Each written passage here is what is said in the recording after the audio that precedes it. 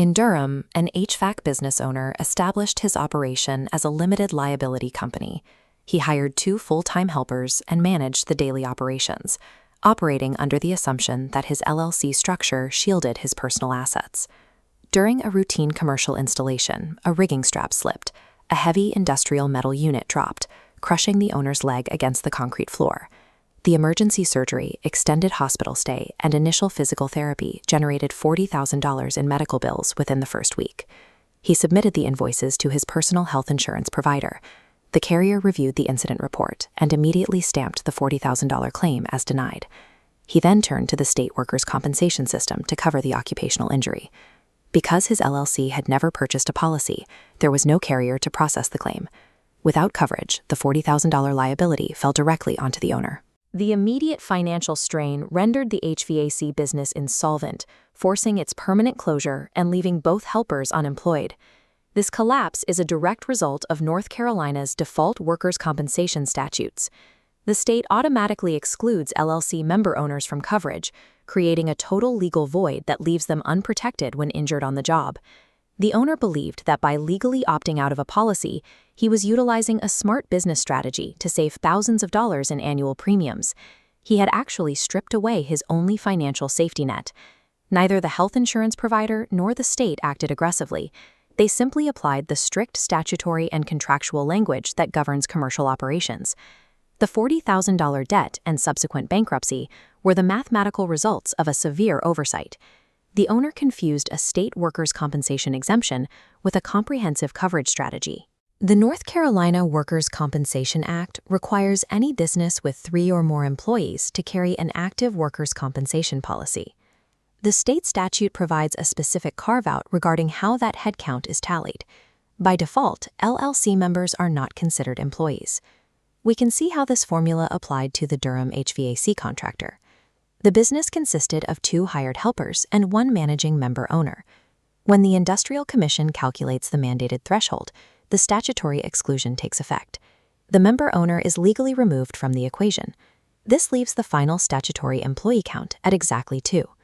Because the count stops at 2, the business falls short of the mandate. The LLC operates perfectly within the law without purchasing a policy. The state provides this default exclusion to reduce the administrative burden on extremely small businesses.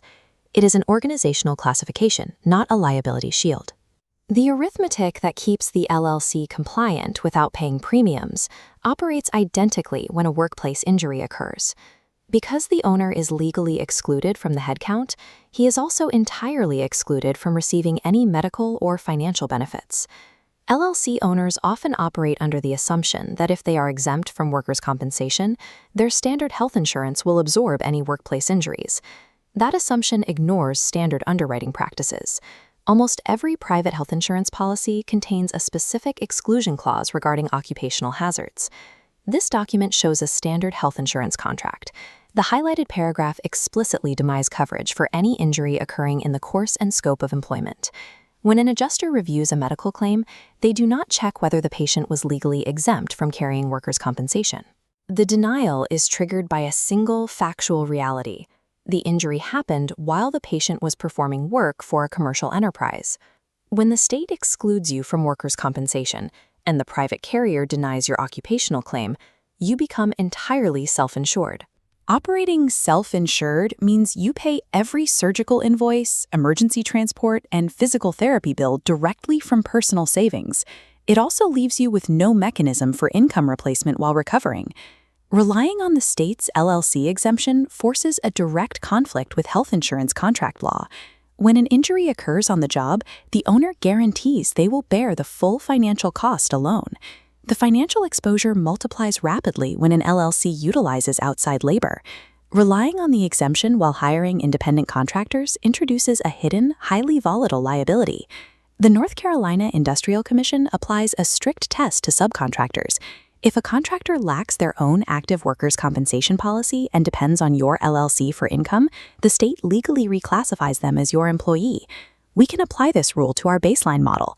The LLC operates with 2 regular helpers, 1 excluded owner, and a legal headcount of 2. The LLC then hires a single outside electrician for a project. That electrician does not carry his own insurance policy. The state instantly reclassifies the uninsured contractor as an employee. The headcount hits 3 and the LLC becomes a mandated employer. The state grants 0 grace period for this transition. The legal requirement to secure a policy triggers the exact moment the contractor steps onto the job site. Operating over the threshold without a policy designates the LLC as an uninsured employer. The state levies fines of $1 per employee per day and can issue immediate stop work orders halting all business operations. Hiring a single unverified subcontractor invalidates the LLC's exempt status entirely. If any injury occurs on that site, the owner holds unlimited personal liability for medical costs they never knew they were legally bound to cover. The exact mechanism to eliminate this risk is built directly into the statute. An LLC member can execute a voluntary coverage election. This process requires the business to formally notify the insurance carrier to actively opt the member owner into the policy, replacing the default exclusion. When an owner opts in, the state applies a capped deemed payroll. This is a maximum fixed salary amount determined by North Carolina, assigned specifically for rating purposes. The insurance carrier strictly uses this capped figure to calculate the premium. Even if the owner takes hundreds of thousands of dollars in actual business distributions, they only pay rates based on the state-mandated cap. A private disability policy for high-risk occupations requires substantial monthly premiums. The workers' comp premium, based on capped payroll, is significantly lower. Because the rate is bound to a fixed limit, this voluntary election is highly cost-efficient compared to private alternatives. Beyond predictable income replacement, the election secures an absolute guarantee of uncapped medical coverage. If an occupational injury occurs, the policy pays the hospital bills directly with no upper limit. Opting into the workers' compensation system cleanly separates business hazards from private coverage. The course and scope exclusion in personal health insurance no longer matters because the primary workers' compensation policy pays the claim.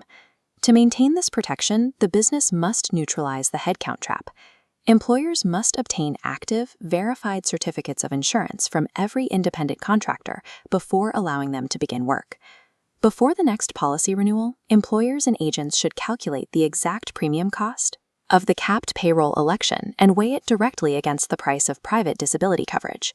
The North Carolina default exclusion is an administrative status, not a coverage strategy. Voluntarily electing into a workers' compensation policy is the mathematically sound method to protect personal assets from the hazards of running a business.